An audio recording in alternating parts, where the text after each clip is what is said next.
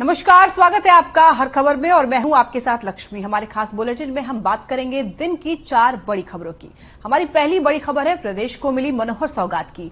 CM ने करनाल से प्रदेश को करोड़ों की विकास परियोजनाओं का तोहफा दिया है। दूसरी खबर है कि दिल्ली में कांग्रेस की हल्ला बोल रैली की और तीसरी खबर है रोहतक से, जहां महर्षि दयानंद यूनिवर्सिटी को बदमाशों ने फायरिंग से दहला दिया। चौथी खबर है प्रदेश में अलग अलग जगहों पर हुए हादसों की। मुख्यमंत्री मनोहर लाल ने करनाल में डॉक्टर मंगल सेन सभागार में विभिन्न राज्य स्तरीय परियोजनाओं का उद्घाटन और शिलान्यास किया। सीएम ने 2010 करोड़ लागत वाली कुल 96 परियोजनाओं का उद्घाटन किया है और 73 परियोजनाओं का शिलान्यास भी किया। इनमें से रोहतक के लिए 2 प्रोजेक्ट भी शामिल हैं। ये तस्वीरें आप देख सकते हैं। प्रदेश को मनोहर सौगात मिली है। दूसरी तरफ कांग्रेस हल्ला बोल की तस्वीरें आपको दिखा रहे हैं। तीसरी तरफ फायरिंग से दहला एमडीयू। और जो चौथी खबर आपको दिखाएंगे वो हादसों का रविवार होगा, यानी कि 2 जगहों पर हादसे हो गए हैं, सड़क हादसे, वो भी आपको दिखाएंगे 4 बड़ी खबरों में। फिलहाल आपको बताएं, प्रदेश को मनोहर सौगात मिली है। सीएम मनोहर लाल ने प्रदेश को बड़ी सौगात दी है। अपने गृह हलके करनाल के दौरे पर रहे सीएम मनोहर लाल और प्रदेश को 2010 करोड़ से भी ज्यादा की परियोजनाओं की सौगात दी है। राज्य स्तरीय कार्यक्रम में ऑनलाइन उद्घाटन और शिलान्यास भी किए हैं।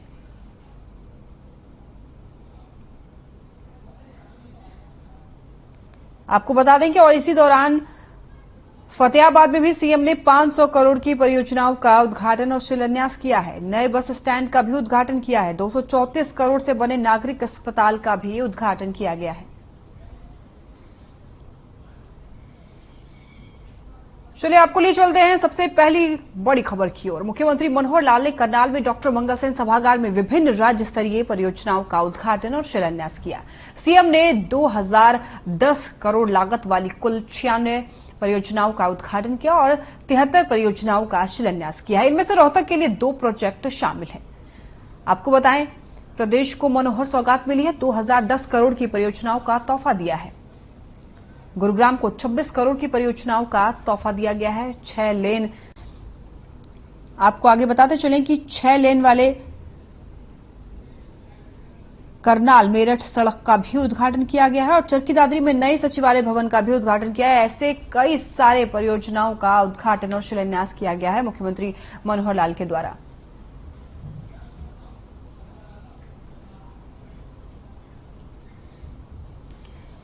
इसी खबर पर हमारे साथ ज्यादा जानकारी के लिए जुड़ गए हैं लक्ष्य वर्मा, संवाददाता। उनसे जानेंगे इस खबर पर क्या है पूरी जानकारी। लक्ष्य, बताएं, आज सीएम मनोहर लाल ने प्रदेश को बड़ी सौगात दी है। 2010 करोड़ रुपए की परियोजनाओं की सौगात की है।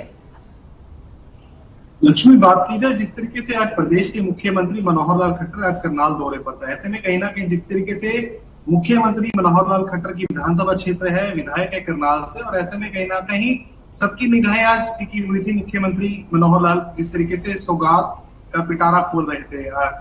क्योंकि जिस तरीके से मुख्यमंत्री का नाम मनोहर लाल है, उसी तरीके से आज उन्होंने मनोहर सौगात आज प्रदेशवासियों को जरूर दी है। बात की जाए जिस तरीके से प्रदेश के जो आज करनाल के अंदर जो कार्यक्रम रखा गया था, प्रदेश स्तरीय कार्यक्रम था, वर्चुअली वीडियो कॉन्फ्रेंस के माध्यम से ये कार्यक्रम पूरे प्रदेश का था। और इसमें सबसे बड़ी बात सामने जो है, क्योंकि आज करनाल जिले के अंदर जिस तरीके से बात की जाए, करनाल जिले के अंदर एक कार्यक्रम रखा गया था जिसमें करीब 2000 करोड़ रुपए की करीब से सौगात जो दी है, चाहे उद्घाटन हो या फिर परियोजना हो। मैं एक एक कर आपको सभी विस्तारपूर्वक एक बार आपको बता दूं कि सबसे पहले करीब 96 ऐसी परियोजनाएं हैं जिनका मुख्यमंत्री ने उद्घाटन किया है।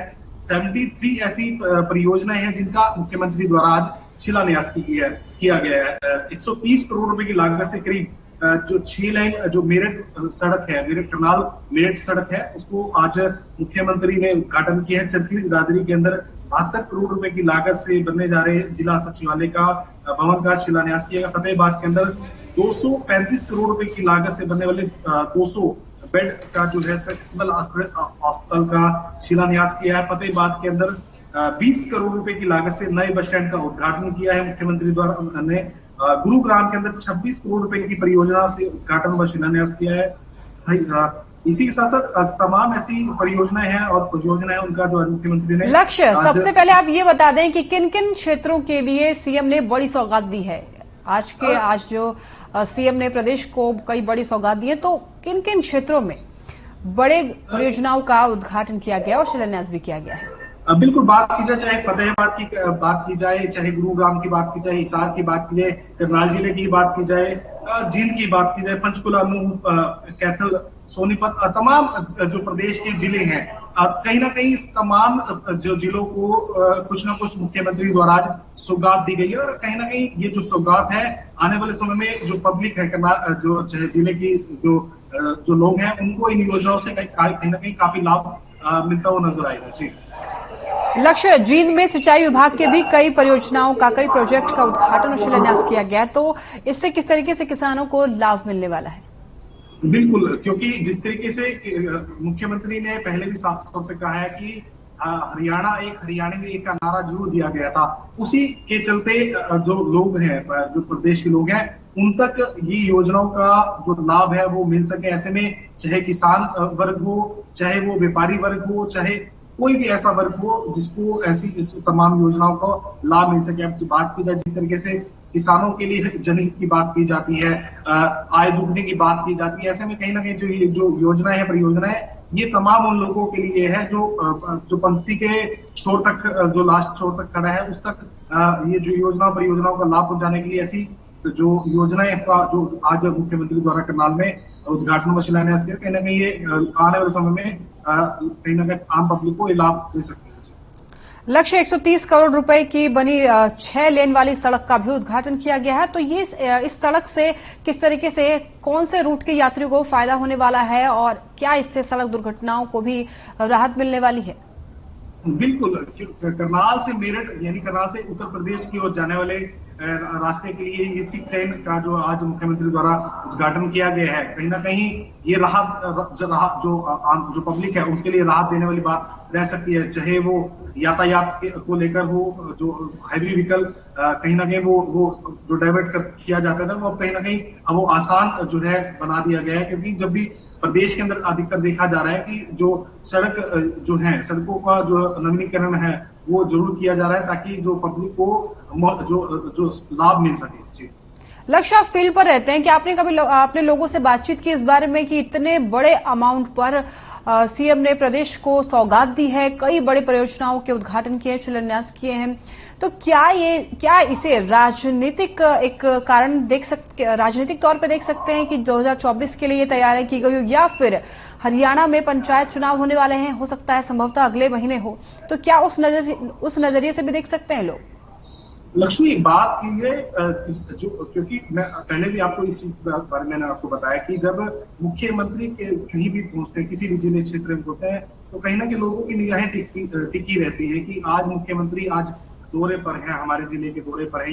जिस तरीके से आज की ही बात कर लेते हैं, आज कोई प्रदेश का कार्यक्रम रखा गया था, तो तमाम जो प्रदेश के लोग थे उनकी निगाहें जरूर टिकी हुई थी कि आखिर प्रदेश के मुख्यमंत्री आज क्या कुछ, किन जिलों को क्या कुछ जो उद्घाटन है या शिलान्यास है वो करेंगे, उन लोगों को क्या कुछ लाभ मिलेगा। ऐसे में आज जिस तरीके से करनाल की कुछ योजनाओं का लाभ मिला, और जब लोगों से बात होती है, कहीं ना कहीं लोग खुश भी होते हैं जब लोगों को लाभ मिलता है, तो उसमें जब हम उनसे बात भी करते हैं तो कहीं ना कहीं उन लोगों की समस्याएं कई बार दूर भी होती हैं, जिन चीजों से वो उनको लाभ मिलता है, तो कहीं ना कहीं उन्हें खुशी भी होती है कि प्रदेश के मुख्यमंत्री ऐसे हमें मिले जिन्होंने हमारी जिन चीजों का लाभ हमें मिलना चाहिए उन चीजों का लाभ मिल भी रहा। और आने वाले समय में उनका ये भी कहा जाता है कि कहीं ना कहीं जिस तरीके से आने वाले समय में चुनाव होगा, तो वो भी इस निगाह से देख सकते हैं कि किस। जी बिल्कुल लक्ष्य, सही कह रहे हैं आप। इस कई सारे परियोजनाओं से काफी लोगों को लाभ मिलने वाला है और सीएम मनोहर लाल ने बड़ी सौगात दी है प्रदेश को। चलिए, फिलहाल के लिए बहुत बहुत शुक्रिया आपका इस खबर पर जुड़ने के लिए और विशेष जानकारी देने के लिए। बढ़ते हैं आगे और रुक करेंगे दूसरी बड़ी खबर की तरफ से। आपको बताएं, आपको दिल्ली के रामलीला मैदान में कांग्रेस हल्ला बोल रैली के जरिए सरकार को घेरने में जुटी हुई है। कांग्रेस के दिग्गज नेता रैली में शामिल होने पहुंचे हैं, तो वहीं राहुल गांधी ने भी सरकार को महंगाई और बेरोजगारी के मुद्दे पर घेरा है। आपको बता दें, दिल्ली में कांग्रेस की हल्ला बोल रैली है। महंगाई और बेरोजगारी पर हल्ला बोल रैली कर रहे हैं कांग्रेसी। कांग्रेस के कई दिग्गज नेता भी इस हल्ला बोल रैली में शामिल हैं। कई दिनों से कांग्रेस इस हल्ला बोल रैली के लिए तैयारियां कर रहे थे। आपको बताएं, महंगाई और बेरोजगारी पर कांग्रेसी एक साथ इकट्ठा हुए हैं और केंद्र सरकार पर कई सारे आरोप लगा रहे हैं। राहुल गांधी का कहना है कि आज देश दो भागों में बंट गया है। आज देश में महंगाई और बेरोजगारी ज्यादा बढ़ गए हैं, जिसकी वजह से काफी लोगों को दिक्कतों का सामना करना पड़ रहा है। युवा काफी ज्यादा परेशान है बेरोजगारी की वजह से। आम जनता महंगाई से परेशान है। चलिए, इसी खबर पर हमारे साथ ज्यादा जानकारी के लिए जुड़ गए हैं प्रेम बताएं इस खबर पर क्या है पूरी जानकारी। आज हल्ला बोल रैली है कांग्रेसियों के द्वारा, तो किस तरीके से, कितनी संख्या में वहां पर भीड़ दिखाई दे रही है रामलीला मैदान में? और बिल्कुल देखिए, रैली खत्म हो चुकी है। मैं आपको बता दूं कि तमाम जो कांग्रेस के बड़े नेता हैं वो रैली में पहुंचे थे। तमाम अलग अलग राज्यों के मुख्यमंत्रियों की बात करें, नेता प्रतिपक्ष की बात करें, तमाम सांसद विधायक कहीं ना कहीं इस रैली में पहुंचे थे। कांग्रेस एक मैसेज देने की कोशिश कर रही है पूरे देश में कि जिस तरीके से महंगाई की बात करें, रोजगार की बात करें, तमाम जो अलग अन्य मुद्दे हैं उनको लेकर कांग्रेस की आज हल्ला बोल रैली थी। और आज ये रैली दिल्ली के रामलीला मैदान में थी। राहुल गांधी ने कहीं ना कहीं संबोधन इस रैली को किया। उनके नेतृत्व में, उनकी अध्यक्षता में ये रैली थी। तमाम जो कांग्रेस के कार्यकर्ता इस रैली में पहुंचते हुए नजर आए। जी प्रेम, क्या लगता है कांग्रेस की हल्ला बोल रैली जो कर रहे हैं वो किस तरीके से उनके आगे की राजनीति में फायदेमंद होगा? अब बिल्कुल देखिए, कांग्रेस एक मैसेज देने की कोशिश कर रही थी कि पूरे देश में जिस तरीके से एक एकजुट कांग्रेस कहीं ना कहीं दिखती हुई नजर आई। क्योंकि मंच की हम बात करें, चाहे राजस्थान के मुख्यमंत्री की बात करें, छत्तीसगढ़ के मुख्यमंत्री भूपेश बघेल की बात करें, अलग अलग राज्यों के तमाम जो सांसद हैं, विधायक, वो पहुंचते हुए नजर आए। एक मैसेज देने की कांग्रेस यहाँ पर कोशिश कर रही थी कि लोगों के साथ कहीं ना कहीं कांग्रेस है और कांग्रेस लगातार लोगों के मुद्दे को उठाती है। उसी कड़ी में इस रैली का आयोजन किया गया। जी प्रेम, क्या अभी अगले महीने जो है वो पंचायत चुनाव है हरियाणा में, तो ये जो रैली की गई है कांग्रेस के द्वारा, हल्ला बोल रैली महंगाई और बेरोजगारी के मुद्दे पर, तो पंचायत चुनाव पर कितना असर होगा इस रैली का? अब बिल्कुल देखिए, असर देखने को मिलेगा। अभी 2 दिन बाद जिस तरीके से भारत जोड़ो यात्रा की राहुल गांधी शुरुआत कर रहे हैं, कन्याकुमारी से लेकर कश्मीर तक की यात्रा जाएगी, तो उसी कड़ी में पंचायत चुनाव का जैसे आपने जिक्र किया, तो काफी तौर पर कांग्रेस को असर देखने को मिल सकता है, कांग्रेस को बेनिफिट मिल सकता है। देखने की बात हुई कि किस तरीके का रिस्पॉन्स हरियाणा में देखने को मिलेगा। जी प्रेम, एक तरफ जहां कांग्रेस ये कह रही है कि भारत जोड़ो यात्रा निकालेगी और दूसरी तरफ बीजेपी के कई सांसद जो है कटाक्ष करते हुए कहते हैं कि कांग्रेस जो है पहले अपने आप को जोड़ ले। कांग्रेस के जो मेंबर्स हैं वो खुद एकजुट नहीं है, तो वो भारत को एकजुट कैसे कर सकते हैं?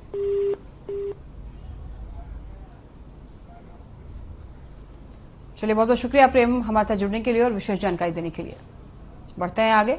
रोहतक के महर्षि दयानंद विश्वविद्यालय में हरियाणा के राज्यपाल बंडारू दत्तात्रेय का कार्यक्रम था और राज्यपाल की यूनिवर्सिटी से निकलने के लगभग 20 मिनट के बाद ही विश्वविद्यालय की लाइब्रेरी और गेट नंबर 1 के पास एक कार सवार युवकों ने ताबड़तोड़ फायरिंग कर दी। इस फायरिंग में 4 युवक गोली लगने से गंभीर रूप से घायल भी हो गए। चारों घायलों को इलाज के लिए रोहतक पीजीआई भर्ती किया गया है। पुलिस का कहना है कि इस मामले की जांच की जा रही है और जल्द ही इस मामले का खुलासा किया जाएगा। वहीं इस मामले में महर्षि दयानंद विश्वविद्यालय में सुरक्षा अधिकारी का कहना है कि पैसों के लेन देन को लेकर 2 गुटों के बीच झगड़े की वजह से ये वारदात हुई है। रोहतक में महर्षि दयानंद विश्वविद्यालय में फायरिंग हुई है। गाड़ी सवार युवकों ने फायरिंग की है, जिसमें कि कुछ लोग गंभीर रूप से घायल भी हो गए हैं और इसके बाद घायलों का अस्पताल में इलाज कराया जा रहा है। हालांकि इस पूरे मामले में पुलिस ने जांच शुरू कर दी है और जांच पड़ताल किया जा रहा है कि आखिर वो कौन लोग थे जिन्होंने फायरिंग की है। और ये घटना जो है वो सुरक्षा व्यवस्था पर सवाल खड़ा करता है कि आखिर ये कोई आम दिन नहीं था।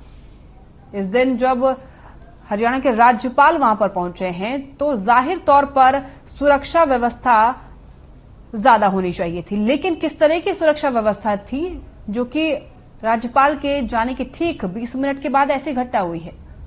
विश्वविद्यालय पर भी यह सवाल खड़ा किया जाता है और प्रशासन पर भी, क्योंकि विशेष तौर पर जब राज्यपाल या फिर कोई भी बड़े अधिकारी पहुंचते हैं तो सुरक्षा व्यवस्था की भी पुख्ता इंतजाम किए जाते हैं। लेकिन रोहतक के महर्षि विश्वविद्यालय में आज ये घटना हुई है।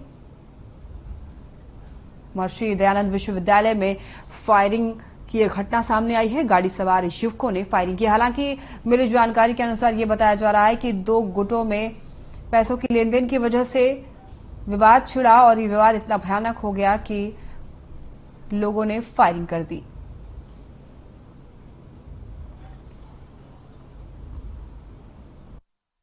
मेरा दीपक बेनीवाल के साथ 6.5 लाख का लेन देन था और उसके साथ यार दोस्त आए थे। उन्होंने यूनिवर्सिटी में मेरे को बुला लिया फोन करके, भैया यहाँ पे आ जा, हिसाब किताब कर ले अपना।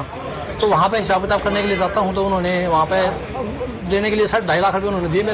देने का मेरे को बोला 2.5 लाख रुपए देंगे, इसके अलावा हम पैसे नहीं देंगे आपको, जो करना है तेरे से कर लेना। मैं बोला भाई मेरे को तो पूरे पैसे चाहिए और फिर भी मैं 2 लाख रुपए तुम्हारे से छोड़ देता हूँ, तुम मेरे को 4.5 लाख रुपए दे दो, मैं निपटा दूँ, मैटर सोल्व हो जाएगा इसमें। वो बोले तेरे से जो करना होगा तू कर लिया, हम 2.5 लाख ही देंगे बस। मैं बोला ठीक है भाई सर, जो होगा ना देख लेंगे। बस ये बात हुई, इसके बाद उन्होंने फायर कर दी मेरे ऊपर। गेट नंबर 1 पे फायरिंग हुई है, जिस सूचना पर मौके पे आए हैं। मौके पे हमने हालात देखे हैं, 4 लोगों को गोलियां लगी हुई हैं, उनके भी बयान लेंगे और आगे की जांच शुरू। अभी तक जो विक्टिम है उनके नाम हमें पता लग गए हैं। 4 आदमी जिनको गोली लगी है, अब उनका क्या रंजिश थी, क्या पे वो मामला था, उनसे बयान लेने के बाद पता। हमारे को पता लग गया यहाँ गवर्नर साहब आए हुए थे, हम सारा दिन के गवर्नर साहब की उसमें लगे हुए थे। 15 मिनट गवर्नर साहब ने निकले हुए थे। जब यहाँ लाइब्रेरी के पास तो बहुत स्टूडेंट आते हैं, खड़े रहते हैं, तो उनका कोई पैसे का लेन देन था। वो जैसे हमारे सिक्योरिटी वाले थे वो बता रहे थे जी, वो कह रहे थे भाई 5 लाख रुपए लेने हैं, वो ये कह रहे थे भाई 2.5 लाख रुपए देंगे, हम इससे ज्यादा नहीं देंगे। वो वहीं फिर उसने देखा गेट बंद हो गया तो पार्किंग में खड़ी कर वो पैदल अंदर आ गए। वो फिर इस गेट से गए या उधर गए, हम तो फिर इनके चक्कर में लग गए। वो बच्चे थे जो वो निकलवाए जिनका गोली लग रही थी, गेट खुलवा इनको तो जाने दो गोली। सोनीपत के बहालगढ़ रोड पर तेज रफ्तार का कहर देखने को मिला है। बताया जा रहा है कि बेकाबू कार ने 2 बाइक समेत कार को टक्कर मार दी है। इस हादसे में एक बाइक सवार युवक और कार में सवार 2 युवकों की मौके पर ही मौत हो गई।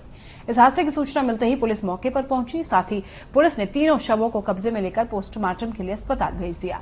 साथ ही एसआई अमरजीत ने बताया है कि फिम्स अस्पताल के पास एक सड़क हादसा हुआ है। इस हादसे में 3 युवकों की मौके पर ही मौत हो गई है, जिसमें से मृतक निशांत जो कि दिल्ली के रहने वाले हैं, वरुण और खुशहाल सोनीपत के रहने वाले हैं।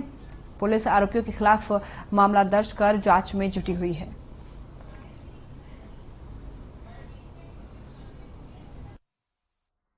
करीब 4 बजे ही सूचना, 3 बजे ही सूचना प्राप्त हुई थी। फिम्स हॉस्पिटल के नजदीक स्कॉर्पियो गाड़ी और I-20 गाड़ी और मोटरसाइकिल का एक्सीडेंट हुआ है, जिसमें 3 लोगों की मौत हो गई है और एक पीजीआई रोहतक में दाखिल है, जो पीजीआई रोहतक में मोहित के बयान पर मुकदमा दर्ज किया गया है। और इसी खबर पर ज्यादा जानकारी के लिए सोनीपत से लाजपत जुड़ गए हैं। लाजपत, बताएं इस खबर पर क्या है पूरी जानकारी, कैसे ये घटना हुई है और क्या कुछ मामला है पूरा?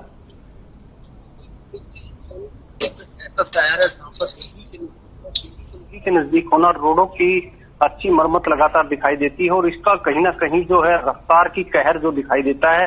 लगातार दुर्घटनाएं हो जाती है और दुर्घटनाएं भी ऐसी कि जो दिल दहलाने वाली घटनाएं होती हैं।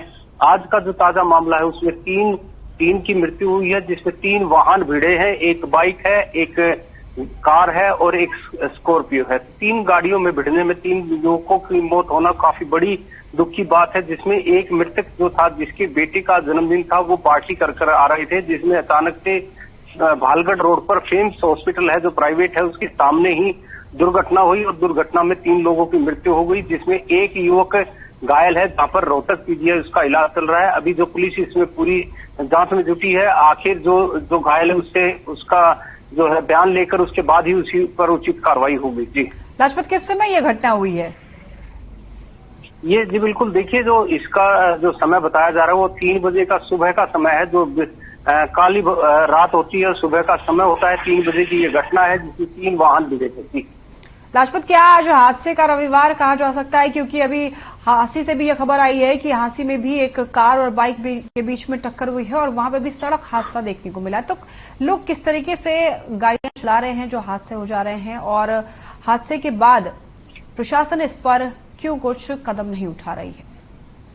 जी बिल्कुल, देखिए लगातार हरियाणा में जब भी कोई दुर्घटना होती है तो एक फाइल बनती है और फाइल में ही प्रशासन अपना काम करता है, लेकिन उससे पहले प्रशासन की जिम्मेवारी बनती है कि जगह जगह पुलिस के नाके होने चाहिए, वाहनों की चेकिंग होनी चाहिए ताकि इस तरह की दुर्घटनाएं ना हो।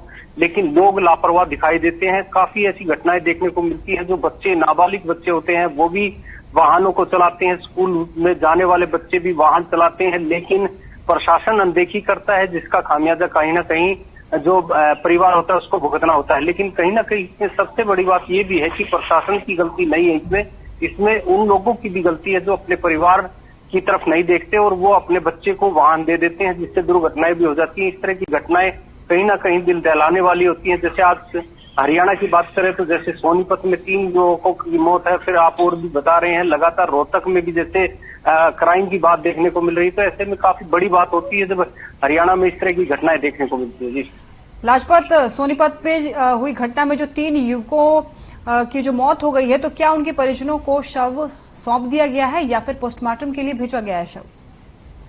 जी बिल्कुल, देखिए इसमें पुलिस प्रशासन बिल्कुल सराहनीय है, क्योंकि पुलिस ने जो अपना धर्म निभाती है और लगातार जैसे दुर्घटनाएं हो जाती है और जो घायल होते हैं उनको बचाने का प्रयास किया जाता है। जैसे इसमें 3 लोगों की जो मृत्यु हुई थी उनका पोस्टमार्टम करवाकर उनके घर वालों को शव सौंप दिए गए हैं। एक जो युवक है जो घायल है, इसके पास जो आईओ है, जो ड्यूटी मजिस्ट्रेट है, जो ड्यूटी वाले हैं, उनकी वो जो वहां पर गए हैं, अभी रोहतक जिसको जेडीओ बोलते हैं, ड्यूटी जेडीओ होते हैं, वो अभी रोहतक पीजीआई गए हैं जो घायल है उनसे बातचीत करने के लिए। लाजपत, बहुत बहुत शुक्रिया आपका इस खबर पर जुड़ने के लिए और विशेष जानकारी देने के लिए। चलिए बढ़ते हैं आगे। हांसी में कार को साइड न मिलने पर हुए मामूली विवाद में कार सवार ने मोटरसाइकिल सवार को पीछे से टक्कर मार दी और टक्कर लगने से मोटरसाइकिल सवार युवक हवा में उछलकर सड़क पर जा गिरा। बता दें कि मोटरसाइकिल सवार तीनों युवक गंभीर रूप से घायल हो गए। घायलों को स्थानीय लोगों की मदद से अस्पताल में भर्ती कराया गया। ये घटना सीसीटीवी में कैद हो गई। हादसे की सूचना मिलने पर पुलिस ने मौके पर पहुंचकर मामले की जांच शुरू कर दी है।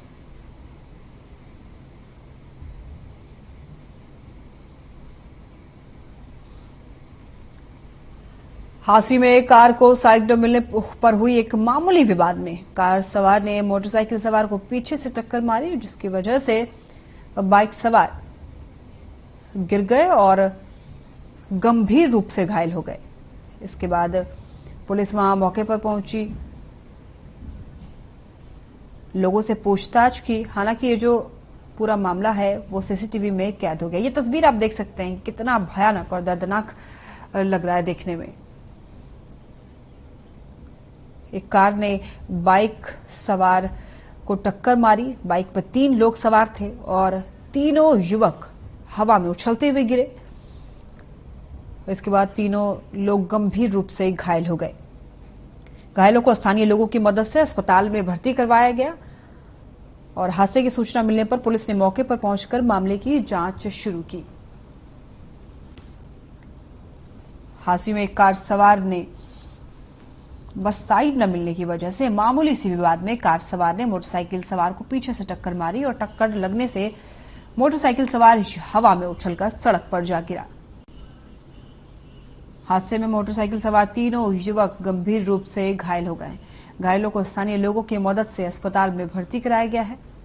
हालांकि ये जो पूरा मामला है ये जो घटना हुई है वो सीसीटीवी में कैद हो गई है। हादसे की सूचना मिलने पर पुलिस मौके पर पहुंची और मामले की जांच शुरू की।